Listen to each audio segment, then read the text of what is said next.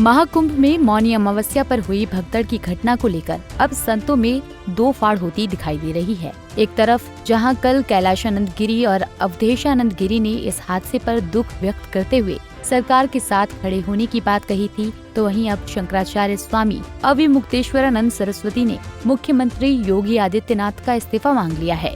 इसके पहले सपा नेता शिवपाल यादव और सांसद चंद्रशेखर आजाद भी सीएम योगी के इस्तीफे की मांग कर चुके हैं।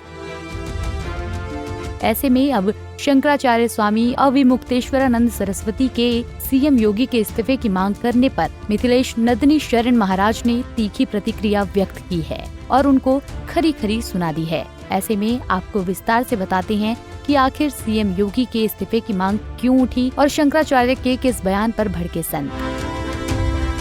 दरअसल 29 जनवरी को मौनी अमावस्या के मौके पर करोड़ों श्रद्धालुओं के संगम तट पर स्नान करने को लेकर बड़ी तादाद में लोग महाकुंभ आयोजन स्थल पर इकट्ठा हुए थे। हालांकि अचानक रात्रि के 1:30 या 2 बजे के आसपास भगदड़ मचने से 30 से ज्यादा लोगों की मौत हो गई, जबकि कई अन्य लोग घायल हो गए। इस घटना के बाद प्रशासनिक तौर पर मृतकों और घायलों की संख्या को देर शाम के बाद डिक्लेयर किया गया।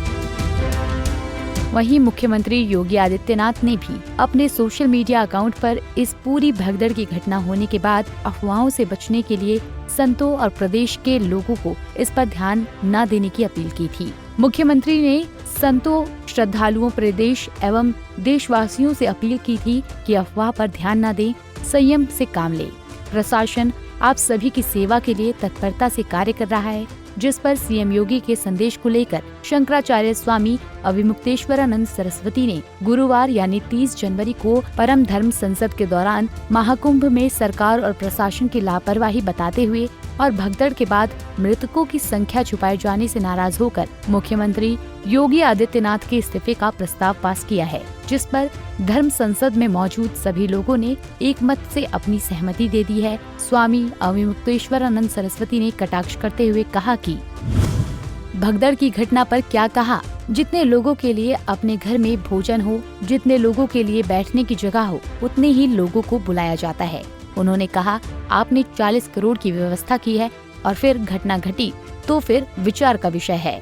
स्वामी अविमुक्तेश्वरानंद ने कहा कि प्रयागराज में परम धर्म संसद में ये प्रस्ताव पास किया गया है कि मुख्यमंत्री योगी आदित्यनाथ तत्काल इस्तीफा दे दें। उन्होंने कहा कि ये लोग काबिल नहीं हैं। जनता से इन्होंने जानकारी को छुपाया है, संत समाज के साथ बड़ा धोखा किया है, क्योंकि हम जब इतनी बड़ी भगदड़ की सूचना मिलने के बाद स्नान नहीं करने जा रहे थे तो इन्होंने अफवाह की बात कर हमें गलत जानकारी दी और हम सभी ने मृत आत्माओं की शांति के लिए बिना मौन रखे या बिना उन्हें श्रद्धांजलि दिए शाही स्नान भी कर लिया। ये बहुत दुखद है कि हमसे जानकारी को छुपाया गया, बिना जानकारी सही तरीके से हम तक पहुंचाए मृतकों और घायलों के आंकड़ों को भी बाद में बताया गया।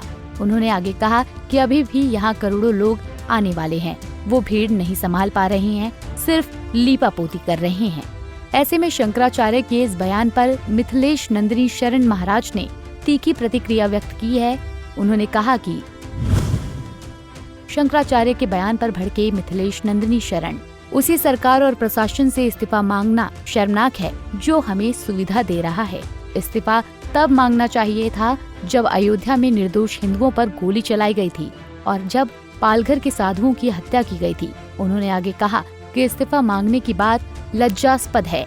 जिस सरकार और पुलिस व्यवस्था का उपभोग करते हैं हम और जिसके कंधे पर बैठकर चांदी की कुर्सी लेकर हम घूमते हैं, उसी को कहना कि इनकी सुविधा अच्छी नहीं है, इस्तीफा मांगना गलत है। उन्होंने कहा कि आप उस मुख्यमंत्री से इस्तीफा मांग रहे हैं जो आपके ऊपर हेलीकॉप्टर से फूल बरसा रहा है। आप क्या कल्पना करते हैं कि मुख्यमंत्री सहस्त्रबाहु हैं जो सारी भीड़ को गोद में उठाकर नहलाएंगे और घर पर पहुंचाएंगे? जनता को इसके लिए तैयार होना पड़ेगा।